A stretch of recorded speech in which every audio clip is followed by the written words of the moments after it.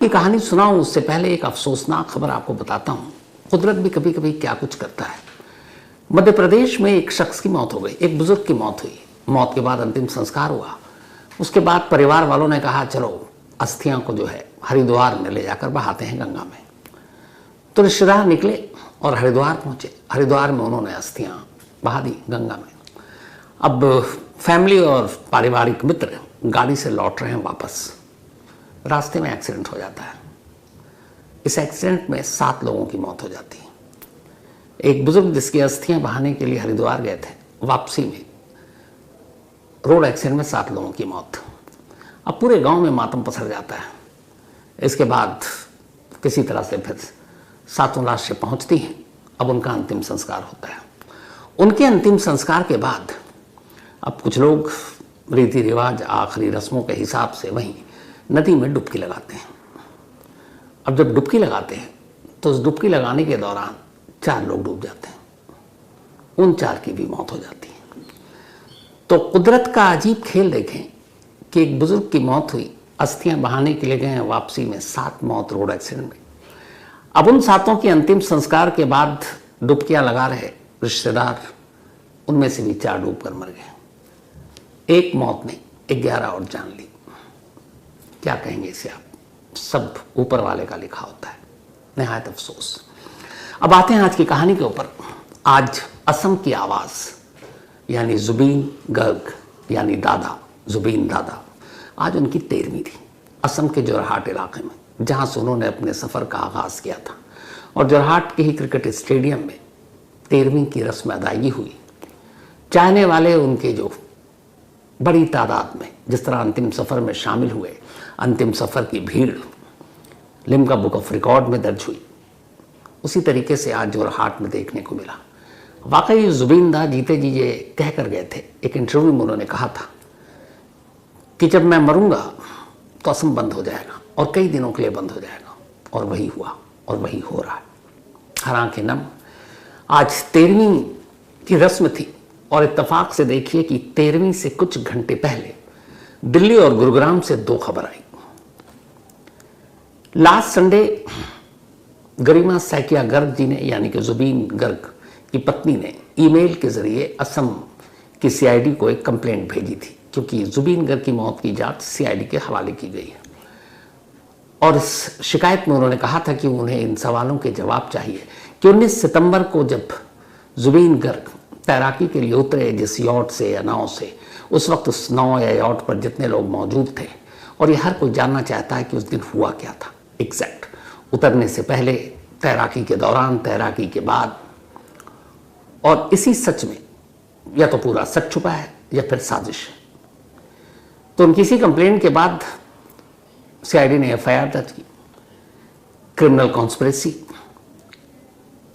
Culpable homicide not amounting to murder यानी गैर इरादतन हत्या, और डेथ ड्यू टू नेग्लिजेंस।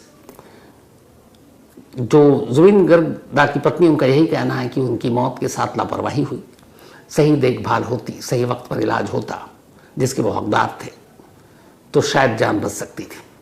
तो उसी एफआईआर के बाद उसमें नाम लिखे गए, जिसमें टॉप 2 नाम, उनमें एक खुद जुबीन गर्ग के मैनेजर जो पिछले 11 सालों से उनके साथ, सिद्धार्थ शर्मा, और दूसरे जो इस सिंगापुर में हुए नॉर्थ ईस्ट इंडिया कल्चरल जो प्रोग्राम था उसके ऑर्गेनाइजर महंता, उनके खिलाफ। बाकी और भी लोगों के नाम है जो उस वक्त, उस दिन 19 सितंबर को यॉट पर थे। अब इसके बाद सीआईडी ने एक नोटिस जारी किया और कहा कि 6 अक्टूबर से पहले आप सभी लोग जो वहाँ मौजूद थे आएँ और अपना अपना स्टेटमेंट दर्ज कराएं, वहीं, वरना तो फिर हमें दूसरा रास्ता अख्तियार करना पड़ेगा। लुकआउट नोटिस भी जारी किया गया कि ये लोग सिंगापुर से ना भागें। लेकिन लुकआउट नोटिस जारी करने के दौरान मुझे लगता ही नहीं कि इन लोगों को पता भी था, या सीआईडी, असम पुलिस को या उनके सीएम को, कि है कहाँ, कम से कम एक के बारे में। कल रात यानी कि ट्यूसडे की देर रात अचानक खबर मिली कि जो ऑर्गेनाइजर हैं इसके, जुबीन गर्ग जिस शो में शामिल होने के लिए गए थे, श्याम कानू महंता, वो दिल्ली एयरपोर्ट पर लैंड करने वाले। जैसी ये खबर मिली, दिल्ली पुलिस और वैसे भी नोटिस तो था ही, अलर्ट किया गया। और वो एयरपोर्ट पर जैसे ही पहुंचते हैं, श्याम कानू महंता सिंगापुर में हुए उस शो के ऑर्गेनाइजर, उनको अरेस्ट कर लिया गया। उनके अरेस्ट के कुछ घंटे बाद रात करीब 2 बजे का वक्त था, अचानक फिर खबर मिली कि जुबीन गर्ग के जो मैनेजर हैं सिद्धार्थ शर्मा, वो राजस्थान से गुरुग्राम की तरफ लौट रहे हैं। गुरुग्राम बिल्कुल दिल्ली की दहलीज पर है और एक टोल प्लाजा के पास उन्हें देखा गया, रोका गया और फिर सिद्धार्थ शर्मा को भी गिरफ्तार कर लिया गया। इन दोनों को गिरफ्तार करने के बाद सुबह सुबह की फ्लाइट से, एक ही फ्लाइट में ऑर्गेनाइजर और मैनेजर दोनों को गुवाहाटी ले जाया गया। गुवाहाटी ले जाने के बाद इन दोनों को वहाँ की कोर्ट में पेश किया गया और उस पेशी के दौरान सीआईडी ने बताया कि हम जुबीन गर्ग की मौत की जांच कर रहे हैं और फिर 14 दिनों के लिए इन दोनों को न्यायिक हिरासत में जेल भेज दिया गया, जुडिशियल कस्टडी में। यानी फिलहाल अभी शायद सीआईडी इनसे पूरी पूछताछ नहीं करेगी। न्यायिक हिरासत में भेजने का मतलब ही यही होता है कि अभी वो वहाँ रहेंगे। अब इसके बाद वो अपना होमवर्क करेंगे, क्या सवाल जवाब है, फिर शायद पूछताछ करें। तो पहली 2 गिरफ्तारी जुबीन गर्ग की मौत के 12 दिन बाद या ठीक 13वीं से पहले हुई। अब आगे और गिरफ्तारी होगी, आगे और क्या होगा और क्यों शक है जुबीन गर्ग की मौत एक हादसा नहीं, एक साजिश है, पूरी कहानी अब आपके सामने है। बात 2022 की है। गरिमा सैकिया यानी जुबीन गर्ग की वाइफ के मुताबिक 2022 में एक बार एक दौरा पड़ा और बेहोश होकर जुबीन गर्ग गिर पड़े। इससे उनके सर में चोट आई। फिर इसके बाद डॉक्टर के पास गए, डॉक्टर से इलाज शुरू हुआ। तो इस इलाज के दौरान ये हुआ कि जुबीन दा को अचानक कभी कई बार दौरे पड़ते थे और वो गिर जाते थे। खास तौर पर डॉक्टर ने ये कहा था कि पानी और आग, इन दोनों चीज़ों का उनको फोबिया भी था। तो जब भी जाते तो ये दौरा जो है इसके पड़ने की ज़्यादा गुंजाइश होती थी। और ये बात खास तौर पर जुबीन गर्ग के मैनेजर सिद्धार्थ शर्मा को मालूम थी, इसलिए कि वो 2014 से जुबीन गर्ग के मैनेजर थे। मैनेजर क्या, कई चीज़ों में उनमें एक तरह से पार्टनर, भाई की तरह। 11 लंबा साल हो गया सिद्धार्थ शर्मा को जुबीन गर्ग के साथ रहते हुए। तो लास्ट टाइम अगस्त 2024 में जुबीन दा को इसी तरह का दौरा पड़ा था और बाकायदा इसका इलाज चल रहा था। उन्हें दवाएं दी जाती थी, मेडिसिन दी जाती थी।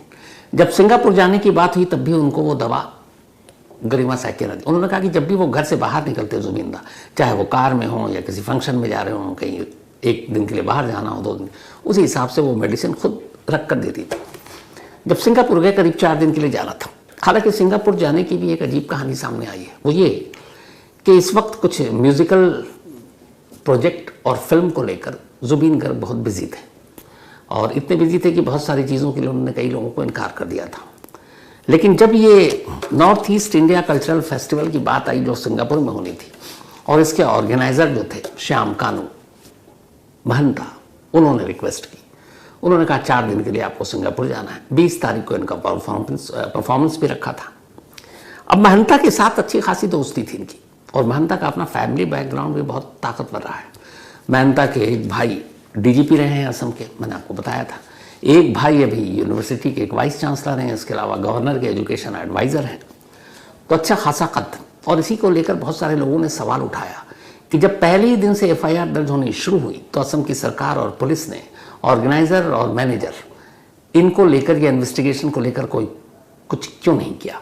तो फिर मामला पॉलिटिकल भी हो गया कि ये बड़े लोग, असम सरकार, असम सीएम के करीबी, डीजीपी, गवर्नर का एडवाइज़र, अभी वाइस चांसलर, तो इसीलिए जानबूझकर वक्त को ज़ाया किया गया। तो खैर पावरफुल लोग ये भी हैं, श्याम कानू महंता। तो उस वक्त शायद जाना नहीं चाहते थे जुबीन गर्ग, लेकिन ये था कि चलो कहा है, दोस्ती थी, दोस्ती निभाई, फिर ये कि उसका शो सक्सेसफुल हो, इस वजह से चले गए, वरना उनका मन नहीं था। एक ये भी पूरी बात आ रही है। अब खैर ये वहाँ पहुँचते हैं। अब साथ में मैनेजर जा रहे हैं सिद्धार्थ। वहाँ जब पहुँचे तो 19 सितंबर को गरिमा सैकिया के हिसाब से जब ये सारी चीज़ें दोपहर को हुई, उससे पहले 18 सितंबर की रात आखिरी बार जुबीन गर्ग और उनकी वाइफ गरिमा के बीच फ़ोन पर बातचीत हुई। और बातचीत में अक्सर गरिमा का ये कहना है कि जुबीन दा क्या करते थे, उनका क्या शेड्यूल है, अगले दिन क्या करना है, वो सारी डिटेल अपनी वाइफ को बताते थे। तो जब 18 की इवनिंग या नाइट में जो लास्ट कॉल पे बातचीत हुई, उसमें उन्होंने कहीं इस बात का जिक्र ही नहीं किया कि 19 को वो स्कूबा डाइविंग या स्विमिंग या तैराकी के लिए जा रहे हैं। और इस बात पर गरिमा हैरान है क्योंकि वो छोटी से छोटी बातें बताते थे, बट अगर ये प्लान 18 को बन चुका था तो वो छुपाते नहीं, बता देते। तो इसीलिए गरिमा सैकिया को ये डाउट है कि ये प्लान अचानक 19th को आनन फानन में बनाया गया। Everyone is under suspicion, and we have lodged a complaint. Already, you have said we have lodged a FIR. So the investigation process is on. We have the full belief in our legal system. So I think it will go in a proper way. We have requested for the fast track investigation also. So we have to know what had exactly happened on that day. अब दूसरी चीज कि बाकी लोग बहुत सारे वहाँ Assam association organiser वाले साथ में थे, वो भी गए थे, कि बाकी को पता नहीं हो, लेकिन जुबीन गर्ग के साथ 11 सालों से साये की तरह रहने वाले उनके मैनेजर सिद्धार्थ शर्मा को सारी चीज़ें पता थी। 2022 का उनको दौरा, उसके बाद उनका मेडिसिन पर रहना, आग और पानी से दूरी बनाए रखना, ये सारी चीज़ें पता थी। फिर भी अगर पानी में उतरने का प्लान बना और खुद जुबीन दा जाना चाहते थे तो भी सिद्धार्थ शर्मा को रोकना चाहिए था, ये उनकी वाइफ गरिमा का कहना है। खैर, अब ये बात उनको पता नहीं, वाइफ को बताया नहीं गया, खुद जुबीन दा को और 18 की इवनिंग तक शायद नहीं मालूम था। अब 19 को ये पहुंचते हैं। उसके बाद जिस वीडियो को लेकर ये सारा शक और FIR एक एक कर दर्ज होनी शुरू हो गई, वो मौत से पहले की यही आखिरी वीडियो है जिसको एक बार आपको दिखाया था। मैं इसको फिर से आपको दिखाना चाहता हूँ और इसकी वजह है एक, इस वीडियो को आप देखेंगे तो जिस यॉट पर मौजूद है उसमें आसपास में बहुत सारे लोग हैं। इसी यॉट से एक जैकेट पहनकर जुबीन गर्ग पानी में उतर जाते हैं। पानी में उतरकर कुछ देर वो स्विम करते हैं, लेकिन फिर अचानक लगता है कि जैसे उन्हें कुछ परेशानी हो रही है। वहीं पास में एक ट्यूब है जो को डूबने या उससे बचाने के लिए जो होता है पानी में, तो एक बड़ा सा ट्यूब तैर रहा पानी में, अगर आप वीडियो में देखेंगे। अब अचानक थोड़ी ही देर में जुबीन गर्ग, शायद उन्हें कुछ परेशानी हुई, वो इस ट्यूब के करीब जाकर उस ट्यूब को पकड़ने की कोशिश करते हैं ताकि वो ट्यूब के सहारे अपने आप को पानी के ऊपर रख सकें। लेकिन वो ट्यूब वो पकड़ नहीं पाते, बल्कि गिर जाते हैं। गिरने के बाद अगले कुछ पल आप देखेंगे तो जैसे बस वो पानी के ऊपर है और पानी अपने आप है, हाथ पैर उन्होंने छोड़ रखा है। इस दौरान में कई लोग हैं, कई का कुछ वक्त तक कोई आगे मदद के लिए नहीं आ रहा, और इसी वीडियो की वजह से वो सारे सवाल उठ रहे कि अगर स्विमिंग करते वक्त तबीयत बिगड़ी, एक शख्स ट्यूब के पास जा रहा है, ट्यूब पकड़ने की कोशिश कर रहा है, जो जिसने ये वीडियो बनाया वो भी शूट कर रहा, तो उसने भी तो देखा हुआ ट्यूब पकड़ने की अचानक कोशिश कर रहा, वो गिर गया, तो उसी वक्त अलर्ट होना था, उसी वक्त भागकर मदद करनी थी, लेकिन ऐसा हुआ नहीं। और इसी चीज ने शक पैदा कर दिया। कम से कम 10 से 12 लोग थे, ऑर्गेनाइजर, एसोसिएशन असम के लोग, मैनेजर और ये श्याम कानू महंता जो मेन। तब ये कि एक शख्स डूब रहा है, उसको बचाने की फौरन कोशिश नहीं की गई, उसको मेडिकल हेल्प फौरन मुहैया नहीं कराई गई, और जिस शख्स के बारे में पता है मैनेजर को कि पानी और आग से इसको प्रॉब्लम होती है, दौरा पड़ सकता है, उसके बावजूद वो वहां लेकर गया, तो इसीलिए कोई साजिश तो नहीं है। अब इन्हीं सारी चीजों की CID छानबीन कर रही है, और जिसमें 2 मेन जो है वो अरेस्ट हो चुके हैं। अब ये मामला कहां से कहां तक जा रहा है, और असम सरकार, असम के CM, असम पुलिस, सारे भारी भरकम लोग इस केस की तफ्तीश, ऑर्गेनाइजर मैनेजर के घर पे छापे, दबिश डालना, दिल्ली गुरुग्राम से गिरफ्तारी, बार बार बयान देना, इसकी वजह क्या है? इसकी वजह यह है कि जुबीन गर्ग की जो पॉपुलैरिटी है असम में, और जो दीवानगी लोगों ने उनकी मौत पर देखा, अब ये मामला थोड़ा सा पॉलिटिकल भी हो गया। अगले साल यानी 2026 में असम में विधानसभा का चुनाव यानी असेंबली इलेक्शन है, और जिस तरीके के जज्बात हैं जुबीन दा के चाहने वालों के बीच, उन्हें लगता है कि अगर जुबीन दा की मौत की सच्चाई पूरी तरह सामने नहीं आई, गुनहगारों को सजा नहीं दी गई, तो हो सकता है आने वाले चुनाव में इसका असर राजनीतिक पार्टियों पर पड़े। मतलब एक असम की आवाज जो खामोश हो गई है, वो असम के तख्ता को भी पलट सकती है, और इसी बात का डर है, और यही वजह है कि लगातार ये कोशिश हो रही है कि इस मामले की जांच हो, लोगों को बताया जाए, दिखाया जाए, हम कर रहे हैं, हम गिरफ्तार कर रहे हैं। लेकिन इन सारी चीज़ों के बीच में फिर ये है कि एक तो देरी क्यों हुई ऐसे पावरफुल लोगों को पकड़ने में, जिसमें ऑर्गेनाइजर है, और दूसरी ये कि जो असम सरकार ने एक CID का गठन किया, अब इस मामले की जांच हो रही है, ये सिर्फ आई वॉश है, लोगों का ध्यान भटकाना है, बस वक्त काटना है ताकि धीरे धीरे लोग भूल जाए और फिर सब कुछ नॉर्मल हो जाए, बाकी अगले साल चुनाव है, निपट जाएगा, वो है। ये इसलिए मैं आपसे कह रहा हूं कि असम सरकार के कहने पर सीआईडी ने एक 10 सदस्यीय टीम, 10 मेंबर टीम बनाई है, स्पेशल इन्वेस्टिगेशन टीम, जो इस मामले की जांच कर रही है। 2 पोस्टमार्टम हुए, एक सिंगापुर में हुआ, एक गुवाहाटी मेडिकल कॉलेज में शायद हुआ है, पर 2 हुए जुबिन गार्ग। जो सिंगापुर में पोस्टमार्टम हुआ उसको करीब 14-15 दिन तो हो चुके हैं, 13-14 दिन। जो यहां हुआ उसको भी करीब हफ्ता बीत चुका है। दोनों पोस्टमार्टम रिपोर्ट अब तक जाहिर सी बात है सामने आ चुकी है और दोनों सीआईडी के पास है। जो डेथ सर्टिफिकेट है उस पर कॉज ऑफ डेथ ड्राउनिंग लिखी हुई है। तो दोनों पोस्टमार्टम रिपोर्ट सामने है, लेकिन सीआईडी या असम गवर्नमेंट इसको पब्लिक डोमेन पर नहीं ला रही है, क्यों?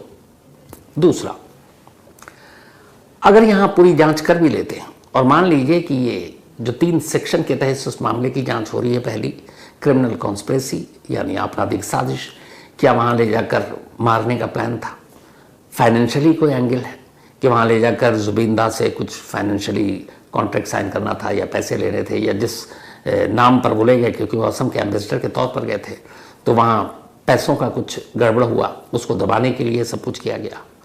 दूसरा कि चलो पता था लेकिन पानी में उतार दिया, तो culpable homicide not amounting to murder यानी गैर इरादतन हत्या। और तीसरा, लापरवाही से हुई मौत, डूबने के बाद वक्त पर मेडिकल असिस्टेंस बाकी चीज़ें मुहैया नहीं कराई गई, इसके पीछे की मंशा क्या थी, नीयत क्या थी। तो अगर ये सारी चीज़ें साबित भी हो जाती हैं तो सरकार, असम पुलिस क्या करेगी ऐसे मुजरिमों का? और अगर पोस्टमार्टम रिपोर्ट में ये पता चल जाता है कि नहीं ये मौत हादसा नहीं, साजिश, डूबने से नहीं हुई, तो फिर उस सूरत में क्या होगा? इन दोनों सूरत में असम पुलिस और सीआईडी कुछ नहीं करेगी और न कर पाएगी। उसकी वजह यह है कि क्राइम सिंगापुर में हुआ, एफआईआर सिंगापुर में दर्ज है, पोस्टमार्टम सिंगापुर में हुआ, सब कुछ वहीं हुआ। अब यहाँ आप जांच करके अगर खुलासा कर भी लेते हो तो आप कल्प्रिट्स को या आरोपियों को या मुलजिमों को आप सजा नहीं दे पाओगे, क्योंकि जिसकी सरजमीन पर यह जुर्म हुआ आपको वहाँ उसको भेजना पड़ेगा। तो फिर ये ऐसा क्यों? हालांकि भारत और सिंगापुर के बीच में ये एक समझौता है कि हम एक दूसरे के इन्वेस्टिगेशन में मदद करें, तो सिंगापुर से हमारी होम मिनिस्ट्री के थ्रू और फॉरेन मिनिस्ट्री के थ्रू ये मदद मांगी गई है कि वहाँ जो भी आपकी जांच में, पोस्टमार्टम रिपोर्ट में, बाकी और आई विटनेस के जरिए पता चले आप हमसे शेयर करें, तो बदले में हम भी शेयर करेंगे। लेकिन असल में ये केस सिंगापुर पुलिस का है, हमारी पुलिस का नहीं है। तो अब इसमें जांच के दौरान आगे क्या होता है ये तो वक्त आने पर पता चलेगा। 2 लोगों की गिरफ्तारी के बाद ये भी सवाल उठ रहा है कि आपने सीधे जुडिशियल कस्टडी में क्यों भेज दिया? पुलिस जिनकी आप तलाश कर रहे हैं, जिनको आप नोटिस भेज रहे हैं, लुकआउट नोटिस भेज रहे हैं और कह रहे हैं 6 अक्टूबर से पहले आ जाइए, तो उनसे पूछताछ होनी चाहिए। 10-10 लोगों की टीम है सीआईडी की जो बनाई गई है, भारी भरकम डीजीपी लेवल के अफसर के इसके हेड बनाए गए हैं। तो फिर आपने पुलिस रिमांड की बजाय उन्हें जुडिशियल रिमांड में क्यों भेज दिया? ये भी सवाल। अगर इतना ही इंपॉर्टेंट केस और इतना वक्त तो बीत चुका है, तो पूछताछ से अगर साजिश होती तो उसकी चीज़ें और निकलती। दूसरा, आपने लुकआउट नोटिस जारी कर दिया और आपको यही पता नहीं है कि इनमें से मैनेजर तो ऑलरेडी पहले इंडिया आ चुका है, गुरुग्राम में ठहरा हुआ था, फिर राजस्थान घूम कर आ गया, फिर गुरुग्राम जा रहा था, तब पकड़ा गया। तो वही एक सवाल उठ रहा है कि क्या इस जुबिन गर्ग की मौत को पॉलिटिकली हर पार्टी बुलाने की कोशिश कर रही है, चाहे वो सत्ता में हो या अपोजिशन में हो, क्योंकि नेक्स्ट ईयर चुनाव है और उन्हें दिखाना है कि वो सब जुबिन गर्ग के साथ हैं, उनकी मौत में जो भी रहस्य हो उसकी जांच के लिए वो पूरी कोशिश कर रहे हैं। अब ये जो 2 मेन लोग हैं, क्योंकि उंगलियां उठ रही हैं ऑर्गेनाइजर पर और उंगलियां उठ रही हैं मैनेजर पर। खुद जुबिन गर्ग की वाइफ ने जो परसों मीडिया से ये कहा, जब 11वें दिन एक और भी कुछ रस्म थी वहां पर, कि हम नहीं, पूरा असम जानना चाहता है कि 19 नवंबर की दोपहर को क्या हुआ। No, what had exactly happened on that day, and that was actually, you can say, Zubin, that was a case of sheer negligence. Zubin was not properly taken care of. But your manager Siddharth Sharma, Yes, everyone. He has worked for a long time. Yes, very long time. Did you ever feel that he would be negligent towards Zubin? That's what I said. Everyone was negligent. Everyone had neglected Zubin Garg. Zubin Garg is not anyone's, and he is not just a simple person. He was a legend. He was whatever we thought about him, he was much, much bigger than that. So he can't be treated like that. The organizers, our managers, the people in the team, the members of Assam Association, everyone is suspected with that now. तो सवाल का जवाब जाहिर सी बात है इन दोनों से बेहतर तो कोई दे नहीं सकता। अब चाहे वो मैनेजर हो चाहे वो ऑर्गेनाइजर हो, ये दोनों इस वक्त पुलिस के कब्जे में हैं। लेकिन क्या इन दोनों के जरिए इस केस का खुलासा हो सकता है अगर साजिश गहरी है, जो क्रिमिनल कॉन्स्पिरेसी लिखा गया है? तो इसीलिए ये केस अभी हमें आपको देखने में लग रहा है कि चलो 2 तो अरेस्टिंग हो गई पहले, बाकी जितने लोग थे उनमें से 3-4 तो ऑलरेडी पेश हो चुके हैं। कुछ म्यूजिक एक डायरेक्टर थे और बाकी लोग थे, करीबी दोस्त थे जो यार्ड पर मौजूद थे, तो उनका बयान दर्ज हो चुका है। पहली ये 2 अरेस्टिंग हुई, 2 गिरफ्तारी हुई, लेकिन ये 2 गिरफ्तारी कितने कारगर होगी? और मुझे लगता है जहां तक कि इन दोनों के खिलाफ अभी तक जो मेरे अपने सोर्स हैं असम पुलिस में और जो मैं जानता हूं, आज की तारीख तक, यानी कि आज 1 अक्टूबर है, एक भी ऐसा सबूत नहीं है जिससे इनको आप ज्यादा दिन तक कस्टडी में रख सकें। ये दोनों बेल आउट हो जाएंगे अगर कोई नया एविडेंस नहीं मिलता है, और अभी आज की तारीख तक इनके खिलाफ कोई एविडेंस नहीं है। ये सिर्फ लोगों की भावनाएं, सरकार, नेक्स्ट ईयर चुनाव, मामले का राजनीतिकरण होना, बस उस वजह से इन लोगों को, क्योंकि एक शुरुआत से हुई थी कि एफआईआर की बाढ़ आ गई थी कि इसमें साजिश है, इसमें सारी चीजें हैं, जो चाहने वाले हैं उन्होंने कहा, क्योंकि वो वीडियो था जिसने तमाम शक पैदा किए। और वाकई उस वीडियो को देखकर कोई भी कह सकता है कि एक इतनी बड़ी हस्ती और उसके साथ ऐसा रवैया, मतलब वो डूब रहा है, उससे बेचारे से आपके मतलब परेशानी में ट्यूब नहीं पकड़ा जा रहा है और वीडियो बन रहा है, लेकिन कोई हेल्प के लिए उस पल नहीं जा रहा। बाद में तो गए सब, हॉस्पिटल भी ले गए, सिंगापुर जनरल हॉस्पिटल में इलाज हुआ, वहीं डेथ हुई। लेकिन इन सारी चीज़ों ने सवाल खड़े किए। तो 26 का चुनाव कहीं अगर जुबीन गर्ग की मौत के पीछे सचमुच साजिश है तो इसके सच को हमेशा के लिए दफनाने दें, क्योंकि राजनीति बड़ी गंदी चीज़ है। उम्मीद यही है कि जो सच वो सामने आए, और इसी उम्मीद और दुआ के साथ फिलहाल कहानी में इतना ही, और जैसे ही इसमें कोई अपडेट होगा मैं आपको ज़रूर बताऊंगा। और पूरी क्रांतक फैमिली मेंबर को आज हैप्पी रामनवमी एंड एडवांस में कल हैप्पी दशहरा, हैप्पी गांधी जयंती। तो फेस्टिव सीजन शुरू हो चुका है, आप सभी को बहुत बहुत बधाई। लेकिन कहानी खत्म करूं उससे पहले वही अपना सिलसिला